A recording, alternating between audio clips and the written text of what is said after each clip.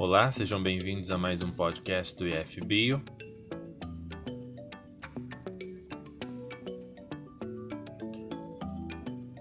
Neste episódio do nosso podcast, iremos tratar do comportamento animal de um grupo de peixes ainda não trabalhados, mostrando qual método de amostragem é mais indicado para o reconhecimento deste grupo de estudo e também evidenciando os outros métodos conhecidos para a familiarização das amostragens de uma forma geral.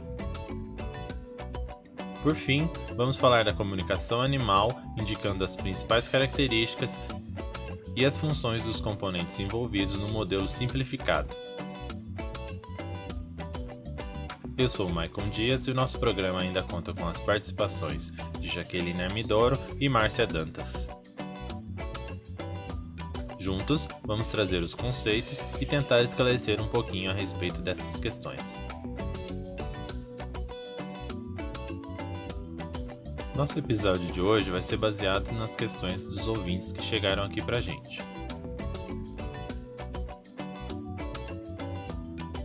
As questões são as seguintes. Em uma observação do comportamento de um grupo de peixes, com os quais ainda não foram trabalhados, para uma primeira etapa de reconhecimento e familiarização do grupo de estudo, qual o método de amostragem de comportamento deve ser escolhido? Bom, não se pode analisar todos os indivíduos de uma população ou espécie, e nem tampouco um único indivíduo, todo o tempo em uma amostragem. Como método preliminar, é possível fazer este reconhecimento através da amostragem ad libitum, uma vez que nos possibilita registrar todo e qualquer comportamento considerado relevante para a pesquisa. Neste método, não há intervalo de tempo para os registros de dados, mas os comportamentos exibidos são registrados de forma contínua, considerando a sua sequência. Após todas as etapas, o pesquisador precisa saber quais comportamentos são importantes para responder às suas questões. Então, é necessário ter muito critério na descrição, escolha e definição de tais comportamentos. O problema desse método de observação é que se pode obter uma amostra viciada, pois nós sabemos que dentro de um mesmo grupo de animais tem indivíduos e comportamentos que são avistados com mais facilidades do que em outros. Com isso, podemos registrá-los numa proporção maior. Com o método ad libitum, raramente se consegue determinar se as diferenças encontradas refletem a verdadeira diferença entre os indivíduos, classes de idades e comportamentos, ou se são meramente devido ao viés na amostra. Outra dificuldade é quando se compara os resultados de estudos que utilizaram esse registro com aqueles que utilizaram outros tipos de registro. Não se pode dizer quais diferenças são de fato comportamentais ou se foram selecionadas por aquele tipo de registro. Isso dificulta a comparação entre diferentes populações de uma mesma espécie.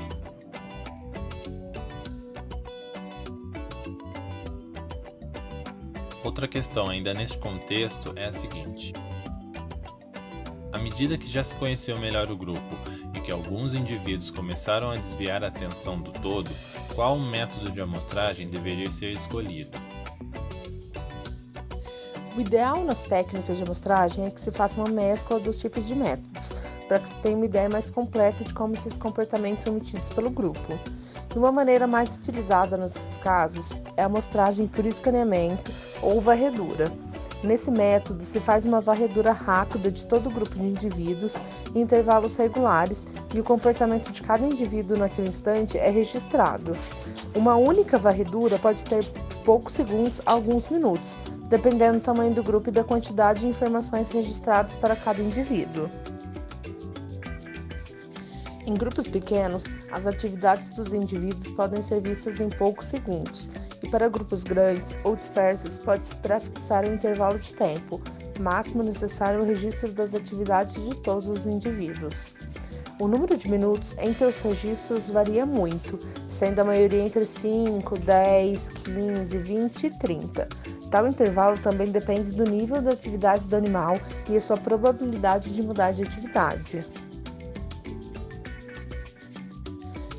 A partir das amostragens, é possível realizar uma quantificação do comportamento, uma vez que se tem os dados numéricos coletados na amostragem. E através dessa quantificação é possível delinear os estudos experimentais, testar hipóteses e fazer análises comparativas e associativas sobre os aspectos de interesses do comportamento, utilizando ainda ferramentas estatísticas.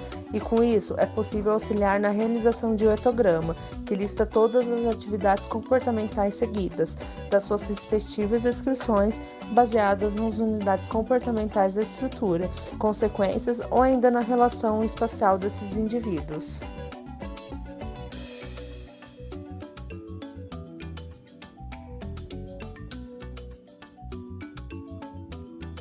Para finalizar, a gente tem uma questão sobre como ocorre a comunicação animal segundo o modelo simplificado, indicando as principais propriedades destes componentes envolvidos, bem como suas características e funções. No modelo simplificado da comunicação animal, o animal emissor, baseado em uma motivação, podendo ser ela um fator externo ou interno, como uma sinalização reprodutiva, ou fome, ou dor. A partir disso, o sinal em si é emitido, e essa manifestação pode ser um sinal químico, um sinal visual, acústico, tátil ou até elétrico na realização dessa comunicação. A fase final da comunicação diz respeito ao indivíduo receptor, que é o animal que recebe o sinal. E nesse caso, o receptor emite uma resposta com alguma ação ou algum outro sinal baseado no sinal emitido inicialmente.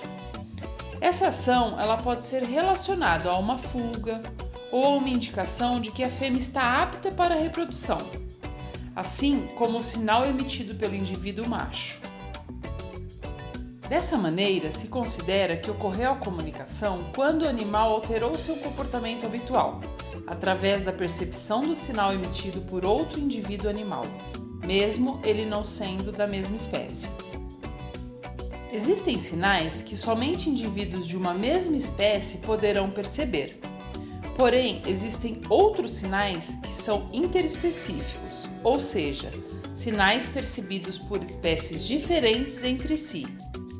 Ainda baseado nesse aspecto, o emissor e o receptor do sinal podem agir simultaneamente, na medida em que o processo é interativo e dinâmico entre eles. Dessa forma, a comunicação poderá acontecer no mesmo momento, inclusive com múltiplos sinais, como visual, auditivo e tátil. Ao mesmo tempo, ambos indivíduos podem ser tanto o emissor quanto o receptor. Por fim, cada evento de comunicação pode envolver mais de um indivíduo emissor ou receptor no mesmo momento, como episódios de vocalização ou emissão de um alerta, em caso de perigo ou fuga. Por hoje é isso, a gente agradece a participação e até a próxima!